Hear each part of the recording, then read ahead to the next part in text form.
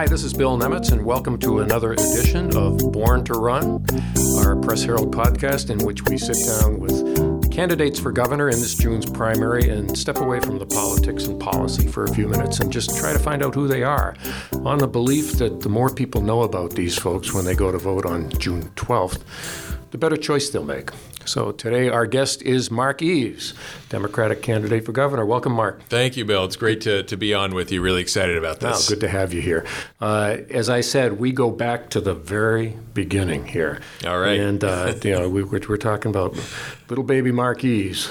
So take us back. You did some moving around as a kid because you were a military child, right? My mom and dad met at Pease Air Force Base. So my dad was in the Air Force 35 years as a chaplain, ministering to families, and my mom was a public school teacher.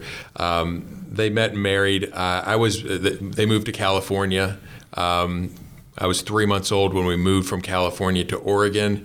We were there for 5 years. 1 year in between, we were over in Italy, and then back to Oregon, and then Tucson, Arizona for 6 years until I was 11, and then Louisville, Kentucky after that. And then when I met my wife, Laura, in school, when we graduated, we looked around the country, and we had a lot of options. And my parents had retired to Maine.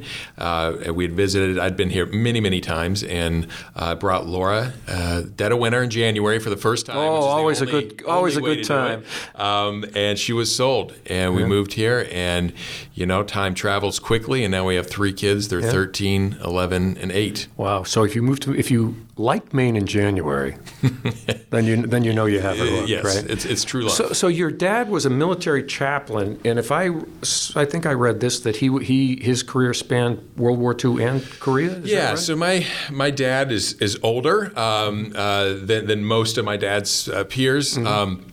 So he was born in 1923. Oh. He did serve in World War II for about a year. Then it ended. Then he went to seminary.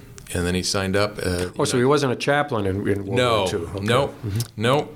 So when the war ended, he went into seminary for his ministry schooling, and then signed up with the Air Force. And 35 years later, he. Military chaplaincies are interesting jobs. I've met a few of them in my travels, and it's funny whenever I go into these embeds that I've done. For some reason, maybe it's because there's going to be a good story there, but I always gravitate toward the chaplain because I figure that very often they're the one who has kind of the pulse of the unit and what's going on. Do you remember, was this something you witnessed growing up as a kid, or did he keep his work and home kind of? So I'm the youngest. Oh, so you weren't even around. So I was. I was really, because I was the youngest, the last one of 7. A lot of our moves weren't based on military moves. They were really family choices and decisions of family members passing away. This was after your dad became a teacher, correct? He and that was yes. So he had. That was part of the reason why we were in Italy. So he Why so? Got trained in that Montessori Institute. Oh. Over there with the real deal, the real Montessori, the real deal, and then came back, and I grew up going to Montessori school, and and my kids have as well. I remember my kids going to Montessori. It was a preschool thing, but refresh my memory. What is different about Montessori school versus your regular run-of-the-mill So it's really the school? Structure of it and the self-directed learning by kids, and allowing the kids to choose, what they gravitate towards instead of having a scripted way in which all kids develop. So it usually starts at 3 years old. It usually is a pre-K program.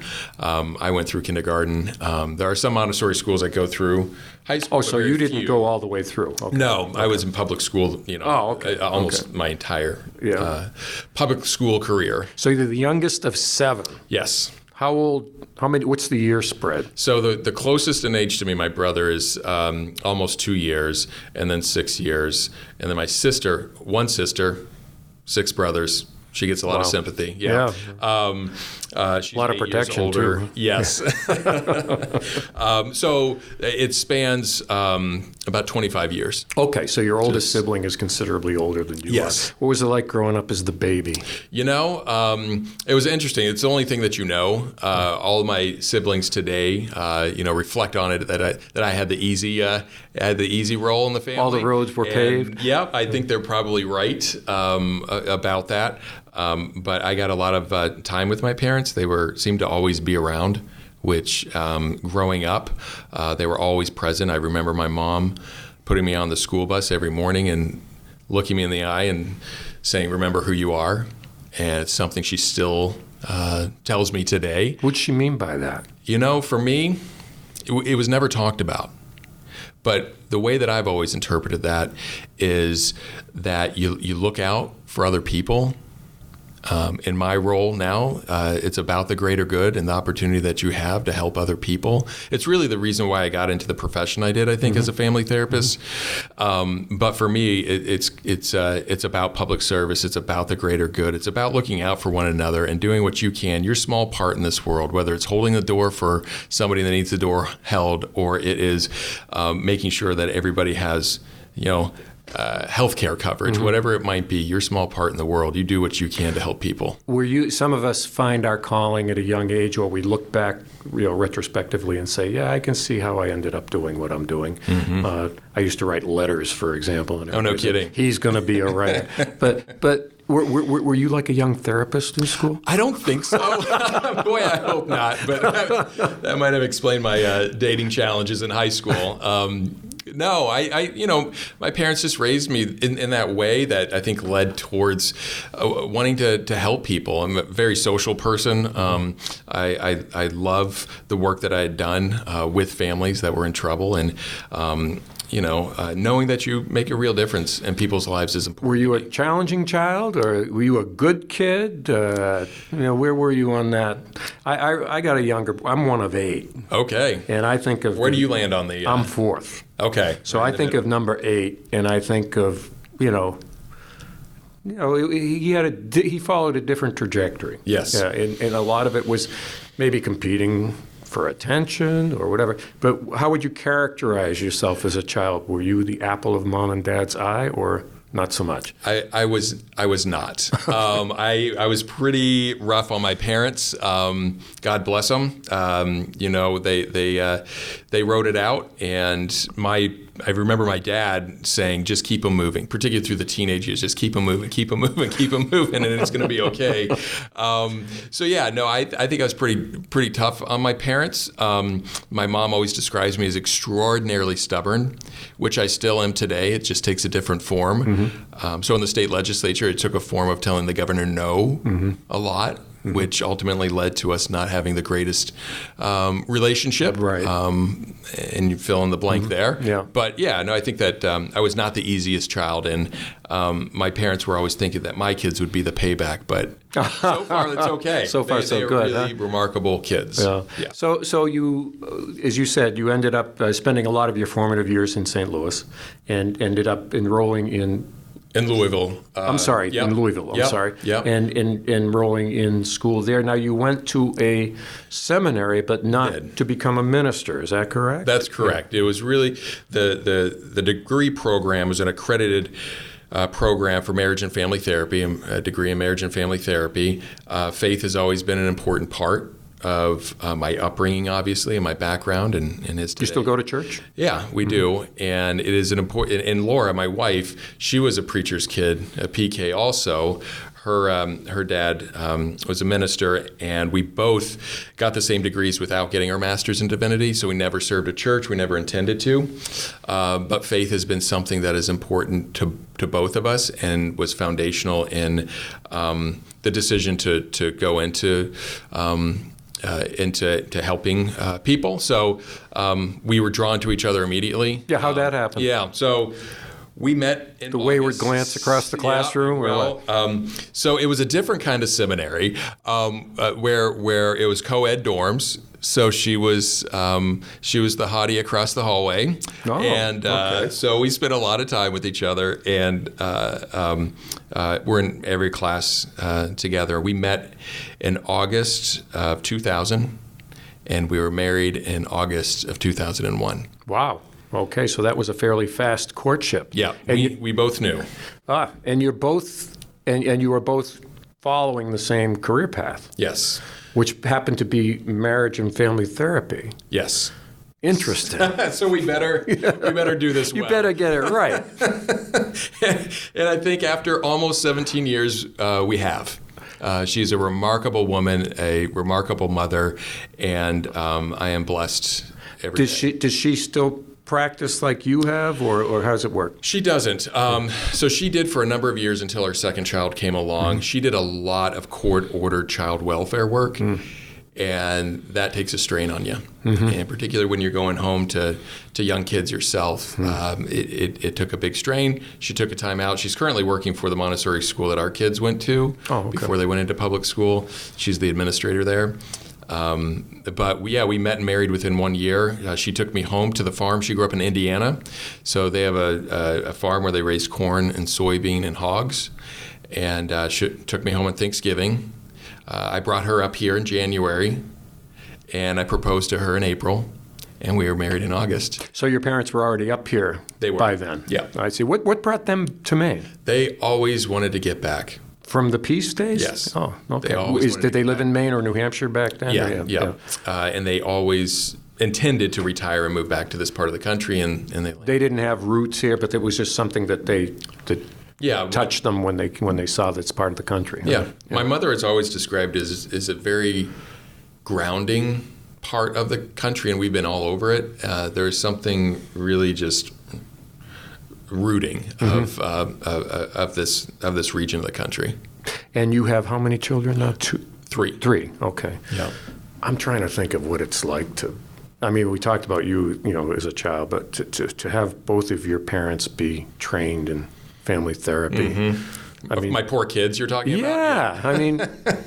I mean, does everything become a focus group, or how do you handle that? Family meeting. I mean, is there a temptation to go? Is there a danger of going overboard there, over analyzing things, or how do you really handle don't. That? You don't? I mean, we don't. I mean, we live in the same way that every other family does, no matter what their profession is, and it's kind of like the carpenter's house. I mean, we take good care of our relationships and whatnot, but no, we don't have family therapy time once a week and sit down and make sure that everybody's doing okay. Yeah, but now I've read that you have a little you came to Maine and were interested in doing a little, I don't know, part-time homesteading maybe? You became an animal guy. This was your wife's influence, I take it, right? It was, in a big way. So she participated in 4-H all 12 years. She showed pigs. She was the grand champion multiple times. So living in a part of our community where we have 20 acres, it's a wooded lot and enough space to have goats, chickens, and pigs. Okay. And my kids are in 4-H, and it's a big part of our life right now. That's great. Yeah. That's wonderful. Yeah, we really think it's good for the kids. It's good for our family. Teaches them a lot of lessons, including the value of chores and the cycle of life when the pigs go to market every September and then show up in the freezer a few weeks later. It's a good living. Listening to your whole story growing up, it sounds like you've had I don't know, maybe idyllic is too strong a word, but you come from what sounds like a very solid nuclear family. You're now have one of your own.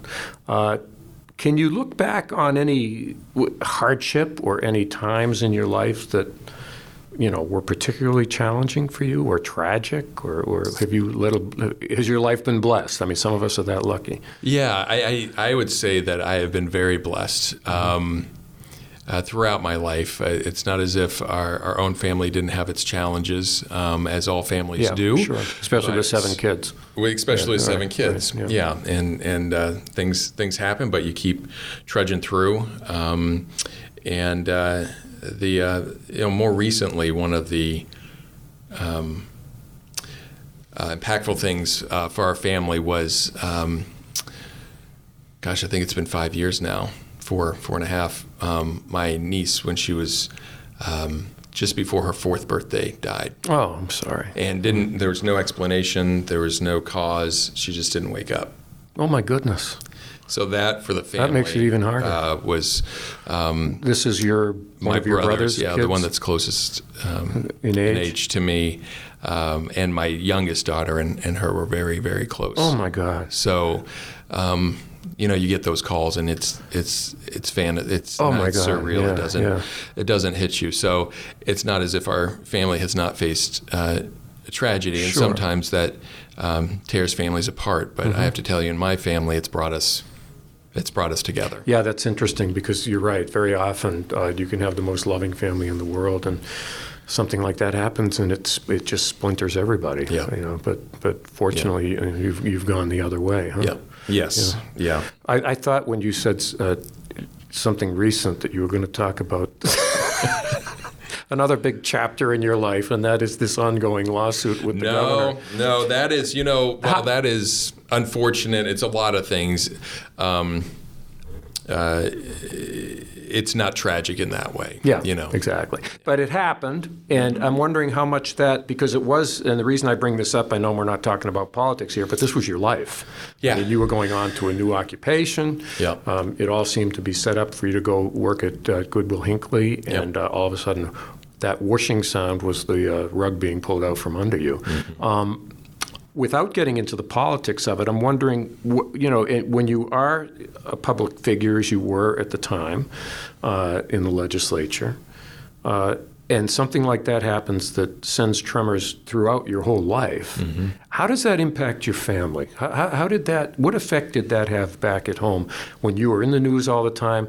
And it wasn't just about political headbanging, it was about your job, it was about your future. Yeah, it was about me putting food on the table for my kids and my family. Right. And, the governor did cross that bright line between, the public life and then my private life of having to have a job to pay the bills. So it was jarring. Which you're not going to do through the legislature. No, you were not. And in fact, we piled up a lot of bills in the 8 years that I served in the legislature. You do not get paid much. So how did that affect the home life? It was, it was talked about. I've always been very transparent, and Laura and myself, with the kids about exactly what's going on in mom and dad's life. I didn't want them to go to school and hear about it, so we've always been very open. It was one of those at first disbelief. The kids knew, obviously my wife knew that I had gotten this new job and was about to start in a few weeks, and then the governor blackmailed the school and said, if you hire Mark Eves, you're not going to get $1 million. And it worked, unfortunately, and I think it set a terrible precedent. But from the family perspective, we've had a very strong support network, whether it's our own family or friends that have got us through a lot of tough times. And this, for me, the first call that I made after the board of directors said, we're sorry, but we're going to need to rescind this. This creates too much, uncertainty for the future. We're between a rock and a hard place here. Yeah. And so the first call was to my wife, and I said, "You won't believe what happened," and told her. And what was her? How did she react? She couldn't believe it. Yeah. She could not believe it. She angry or just incredulous? Yeah, angry. I mean, no, it is. Well, yes, she was angry. And then the second call that I made was to an employer that I had just turned down a job 2 weeks before. So I was going through a job search, said, well, I think this other thing's going to work out, really excited about it, and thank you for the offer, but no. So I called him back and I said, does that offer still stand? I kind of need a job. And I let him know exactly what happened because I knew it was going to hit the papers. And they took it to their board of directors, and they unanimously said, we're going to hire him. And that was at? Woodford's Family Services, where the position that I got hired into was in the development department. I'm now the executive director of Woodford's, and it's a remarkable organization, and I always thought it said a lot about the board and the organization that they're willing to stand by principle and not be threatened by being second choice, in other words. Yeah, a lot of people say, oh, no, you had your chance. And, that's right. Yeah. Or threatened by Or by losing their funding? Yeah, no, honestly. Well, that's true. I never thought of that. Yeah. Yeah. You felt a little radioactive at that point, I suppose. Yeah. No, and that was part of, the thought around, two thoughts around filing the lawsuit against the governor. One, this can't stand. It can't be a precedent that is okay. And that's where I felt so strongly, and I would do it again and again and again, that what happened was wrong. And any governor in the future, whether it's me or anybody else, or any elected official that thinks that they can get away with that, we're in dangerous territory, really dangerous. So, that's why we did it. And then my ability to find employment after what the governor did also was in question. For that reason, nobody wants to touch you. You're too controversial. Yeah. Right. So it's worked out just fine. And it's ongoing, correct? It is ongoing. Yeah. So the First Circuit Court of Appeals did something very unusual. It's a legal term called en banc, where the full panel of justices review the prior decision. It almost never happens. They have reviewed it, and we're awaiting. You're waiting for the ruling. Their decision. And that'll essentially be the final word on this, unless somebody decides to go to. So it could be, but it could also. That's the precedent that I think we need. Okay. We could continue to push it, but the reason why I did this is to establish that precedent. Yeah. And we'll see what the outcome is, but as long as that's in a very public way, acknowledge that this can't happen. That was the purpose of it, and I'm good with that. Good. Well, yeah, I'm sure a big event in your life, no question. One that you certainly didn't see coming. Not at all. Let me get back, as we're running out of time, but I do want to talk about I talked about the impact of your education, your career on raising a family. I'm also curious about the impact of that on maneuvering in the political realm, because a lot of the dynamics. Politics is relationships at its best, and I guess at its worst. Yeah. And we've seen both up in Augusta. We've seen it. We see it in Washington. We see it everywhere. Do you find that the techniques and tools that you've learned through your professional life put you at any particular advantage or disadvantage when it comes to swimming in political channels? I think it has. Honestly, Bill, I think that both my upbringing and how my parents raised me to be respectful of everybody and to see the good in everybody, even when we disagree. It was a core kind of foundational value that we were raised with.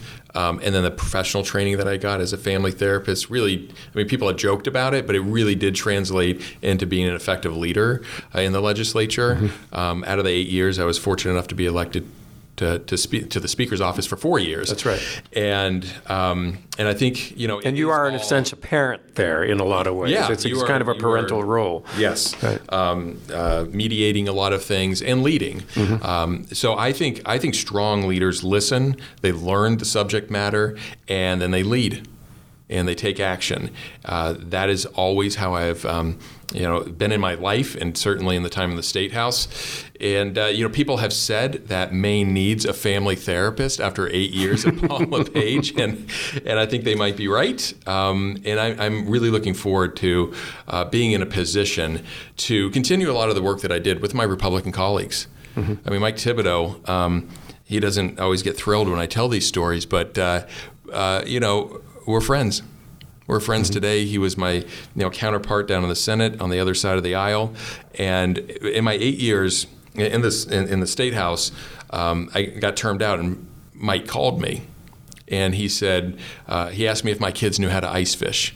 This was this time last year, or it was February last year, and and I told him no, they don't know how to ice fish, and he judged me for that. But he invited me, I'm sure he did, me and my family up to his camp, Winterport, on Half Moon Pond, and we fished for 2 days. We drilled holes, and we dropped our fishing lines, and we didn't catch a fish for 2 days. Not one. Not one bite. Not even one bite. Wow. And well, that gave you a chance for a little payback to Mike, I take it. Well, right? Yes, the guy who knows what he's doing, right? Exactly. But we didn't talk about Paul LePage. We didn't talk about politics. We talked about our families, what we like to do in our free time. And I just fundamentally believe until we elect leaders that can do more of that, we're not going to solve any of our problems. We're just not. Well, that's the way it's until fairly recently. That's the way politics was transacted. Yeah. And I think that's what a lot of people miss is, we all hear about the Tip O'Neill legends, but it was true. I mean, a lot of that stuff happened, and a lot of it came down to just basically understanding how relationships work. You're exactly right. And how they don't. And that's what we got to get back to if we're going to do good things for the state. So one final question. Your family, your parents are still with us? Or yes. They are? Wow. Okay, so they're well on. They're in their 80s by now, huh? Dad is going to be 95 in November, and my mom... That's right, 1923. My math is off. Yeah. And your mother is how old? So she's 20 years younger, 75. And are they here in Maine still? They are. They are. They just sold their home, which was a 3-story old home, because my dad shuffling around the house, it was kind of dangerous. Sure. Like a lot of a lot of us have gone through that challenge, so they are moving into a 1-level ranch where there's no steps even to get into the front But it's door. an independent home still, but it's still an independent home. Oh, good for them. Yeah. That's wonderful. They're doing well. They're doing well. So, and they must be paying very close attention right now to the youngest of their 7 kids. They are. No, they are. What do they say now when they see you, in the middle of this mix, this rough and tumble race for governor? I think probably in the same way in that I and my immediate family, we can't believe. I mean, it's a little surreal. Mm-hmm. I mean, them watching their son run for governor. I never thought ever in my wildest dreams that I would ever run for public office. Certainly not sitting here today talking to you about running for governor. It was just never on the agenda. But 10 years ago, I was asked to run in a district that hadn't been held by a Democrat in over 30 years. And all I knew how to do was go knock on doors and talk to people, and got elected. So one thing leads to another, and here we are. And you obviously like it. I mean, there was you got bit by some kind of a bug there 10 years ago, right? I like it.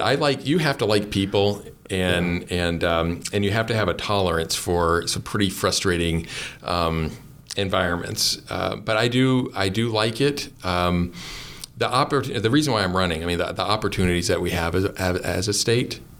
If we elect the right leaders that can go fishing with people that don't agree with them all the time, we're going to get some good stuff done. How do your kids feel about the notion of their father becoming governor? Is it something they can wrap their heads around? Or how old are they, by the way? They're 13, 11, and 8. Okay. Well, they can wrap their heads around. They can. The biggest impact is just the day-to-day and them thinking about moving to Augusta to the Blaine house. We have the animals. People have asked if there are I can goats, see it now. There's a park across the street. I would really, really like to do that. I'm not sure that we're going to be able to pull that off. But, they're thinking about the most immediate things in their lives, which are their friends in their school. Yeah, and the whole idea of moving and all that. But they have grown up with it. Yeah. I mean, my oldest was 2.5 when I was first elected. Okay. So they understand what politics is all about. They do. Yeah. And they've seen their dad on TV and on newspapers and people saying really awful things about me.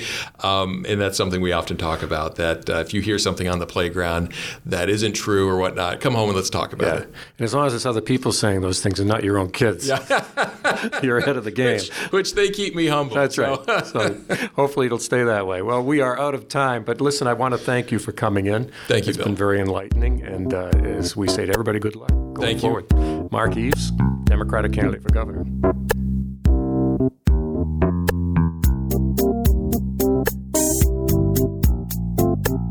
I'm Bill Nemitz, and this has been another edition of Born to Run. You can find this and the other gubernatorial podcasts at pressherald.com.